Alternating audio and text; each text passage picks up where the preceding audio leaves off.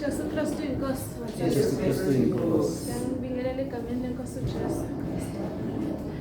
So ngiyakhumbula last week ukuthi ngifikile angimshongo baphelele noma kungezuphelela mhlawumbe namhlanje but ngokubunyelwa inkosi ufakazi. So ngizofuna ukubonga uNkulunkulu because into angenzele yona inkulu. Bengihlale ngizwa abantu bethelene uNkulunkulu umenzele umusa wakwazi ukukholwa. Into eyenzekile kumina ikona lo ukuthi ungenzele umusa sengiyawubona ukuthi ngempela abantu ngesikhathi babesho kanjalo ukuthi inkosi ungenzele umusa ngakwazi ukukholwa. Ungenzelile ngempela nami iqiniso lelo ngoba ngithe mase sengilizwile izwi lakhe enhlizweni yami ngahlala ngithi okay bengiye enkonzweni lade ngiyakhona kodwa senginokulangazelela ukuthi ngihlanganyele kanye nabangcwele nginokulangazelela ukuthi ngizwe izwi lakhe every day. So ukuhamba kwesikhathi wangisiza nokuhamba kwesikhathi ngokusheshsha nje within few months because izwi lakhe lingithinte ngo-October last year.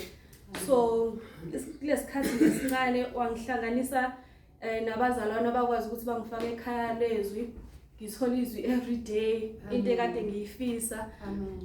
Kwangileke ngibheka ko YouTube inkonzo yabo ngile ngizibuka ngibone abanye baphesheya abagqoka nje ngokuhlonipheka nami ngisho ukuthi ngiyafisa ukuthi ngiyenkonzweni le ngizogqoka ngokuhlonipheka ngizwe izwi every day ngikhuthazeke nami ngoba bengumuntu oyisoni obegqoka noma kanjani nje bengenza nje izinto nje ezimbi ngempela phambi kwamhlanje uNkulunkulu kodwa uNkulunkulu wangithanda wangenzela umusa angazi ukuthi kanjani ngoba even umthandazo yami engikhuleka umkhuleko wami ngiyacabanga ukuthi ubungayi uNkulunkulu ngoba bengiyisoni 1 2 indlela bengikhuleka ngayo bengikhuleka ngiqede ngishaya isiphavane ekugcineni okukhomba ukuthi nje ungenzela umusa akubanga umkhuleko wami nokuthi futhi bengingekho close nabantu abakholwayo ukuthi ngingasho ukuthi okay bakhuleka abantu bakhulekela izwe lonke abantu bonke emhlabeni kodwa engakusho ukuthi angicabanga ukuthi ubekhona umuntu specifically obekhulekela mina ukuthi ngisindiswe. So engakusho ukuthi uNkulunkulu nje uvele wangenzela umusa ngendlela eyisimanga nami bengingazi ukuthi kanjani namanje angazi ukuthi kanjani ngendlela amenzela umusa ngayo.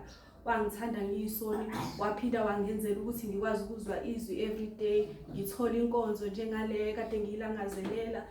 Kuningi ngiyabonga abasalwane bengithi nje ngizobonga uNkulunkulu ngangenzele kona. Ngiyathemba ukuthi uzongisiza ngizokhula enkosini ngishiye konke okungamjabulisi ngenze konke okumjabulisayo. Jesu Kristu inkosi.